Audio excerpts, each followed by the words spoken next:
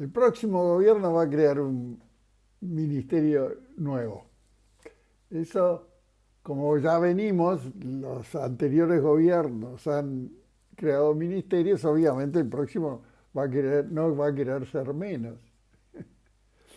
Eso es como una apuesta que hizo Javier de Aedo y que yo comparto. Es decir, seguimos gastando, seguimos pensando equivocadamente en un concepto de crecimiento que no produce crecimiento, que eso también quedó demostrado en los últimos 10 años con un 1,1 de crecimiento.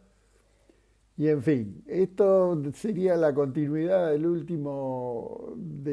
mi última intervención. Así que antes de entrar en lo que dijo Javier de Edo, que además voy a mostrarles un pedazo de sus declaraciones más recientes en Canal 5. Este, pero antes yo mencioné lo de la ley de lemas, ¿no? Que es un tema que por ahí lo vuelvo a plantear, pero lo interesante ahí es lo del discurso de izquierda, estamos siempre, o ellos atacan y los otros defienden, pero el discurso siempre es ese. El relato, hay que corregirlo o hay que acompañarlo, ya al final no se sabe. Este, y eso empezó a pasar cuando la ley del lema, que no sería un método perfecto, pero es algo para replantear. Habíamos quienes todavía lo defendíamos cuando las presiones del discurso de izquierda fueron brutales, que había que tener candidato único, que este sistema que confundía a la gente, como si la gente, siempre la gente es boba para la izquierda, ¿no? No confundía a nadie, era bien simple. Se producían todas las elecciones, las internas y las externas al mismo tiempo. Que si eso hubiera cambiado alguna elección, no sé. Entonces, ¿qué pasó? Terminó, como siempre pasa, el Partido Colorado, sobre todo siendo el gran promotor de la reforma que rige hoy las elecciones, con este sistema de balotaje, que hoy en día empiezo a cuestionar y me han dicho que hay cuestionamientos por todos lados, porque parte el país a la mitad, como parte, los balotajes están partiendo los países en dos mitades enfrentadas. Y todo lo del centro, económicamente ya centro, pero no hay centro. Este,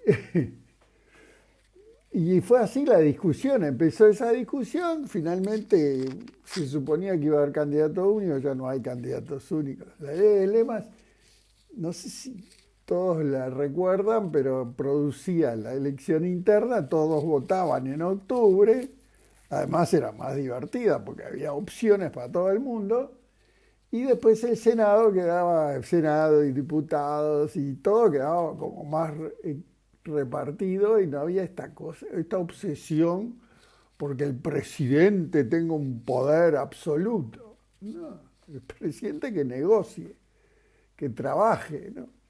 Así que bueno, quería cerrar esa parte que adelanté y, y bueno, hacer referencia a esto que venimos hablando, de que no hay una apuesta a una economía real, hay una apuesta a solucionar cosas como si fueran parches, ¿viste? Que la educación, vamos a ponerle un premio a los que terminen, y cuando la educación habría que cambiarla de pe a pa, pero bueno, que todos son parches, ¿viste? La niñez y la vejez y en fin, eso es corto nomás y le doy paso a Javier Daedo un extracto, pero ustedes lo pueden encontrar en YouTube, como también pueden encontrar las declaraciones de Posadas cuando dice que los políticos hoy en día no se dan cuenta que hay que dar un paso. Yo lo he dicho, hay una plataforma, hay un lugar en que estamos que está bastante bien, se han creado puestos de trabajo, el poder adquisitivo ha crecido, pero pero seguimos sin crecimiento. No hay recaudación, no hay dinero. El dinero es acotado para hacer muchas cosas de las que se quieren hacer. Y además hay un Estado disparatadamente grande y todo el mundo pidiendo más Estado, ¿no? Todo el mundo más empleados, más Estados. En fin, le damos paso al economista Javier Daedo, que fue parte, y estoy de acuerdo también, que fue parte de uno de los, casi el único gobierno que intentó ese crecimiento, intentó gastar menos, y él halaga también el primer gobierno de Tabaré Vázquez, que es distinto. La otra cosa que pasa en esa entrevista, que no la voy a publicar ahora, esa parte, pero le preguntan si hay diferencia entre O'Donnell y Albereche, y yo me preguntaría si hay diferencia entre O'Donnell y quien Delgado vaya a poner, que son todos del mismo paquete de economistas, son todos iguales. Una cosa que siempre digo, que no he dicho nunca acá, pero es que Albereche es un poco del palo de Astori, arrancó ahí. Entonces no hay grandes diferencias. Pero bueno, escuchémoslo. Ha sido en esencia muy parecido. Nuestros gobiernos en general, por lo menos los últimos 4 o 5, son gobiernos muy representativos del ADN uruguayo, que no quiere que hagas olas, que no quiere que cambies mucho las cosas, y nuestros políticos nos representan bien y actúan en consecuencia. No hacen olas y no cambian mucho las cosas. Entonces los resultados son más o menos los mismos porque siempre se hace más o menos lo mismo.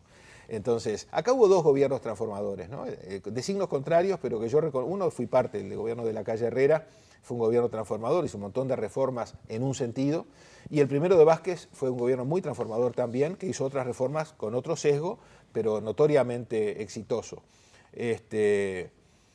Y después, bueno, han sido gobiernos que han mantenido básicamente el status quo. Yo siempre digo que el Uruguay es el país del lucro cesante, porque una cosa, es decir, es un ejemplo que viene de lo jurídico, ¿no? Si yo tengo un taxi y choco, el daño emergente es el costo de reparar el vehículo. El lucro cesante es lo que dejo de percibir durante las semanas que no pude conducirlo.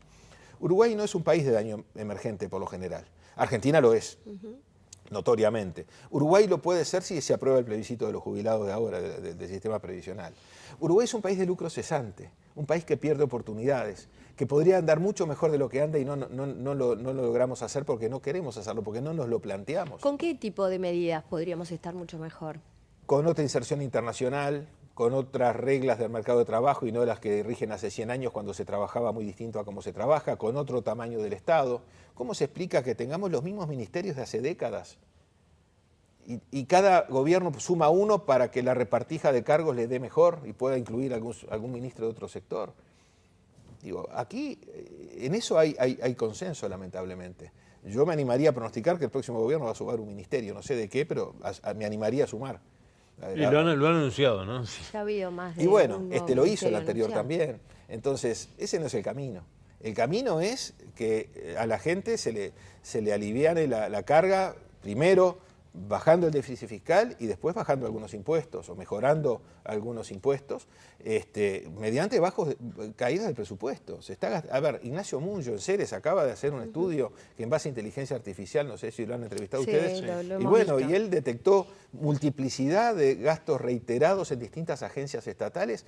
Ninguno dice esto es mi prioridad o este es mi cometido, yo soy el buque insignia. No, hay N buques insignias y si tenés N buques insignias, ninguno es el buque insignia.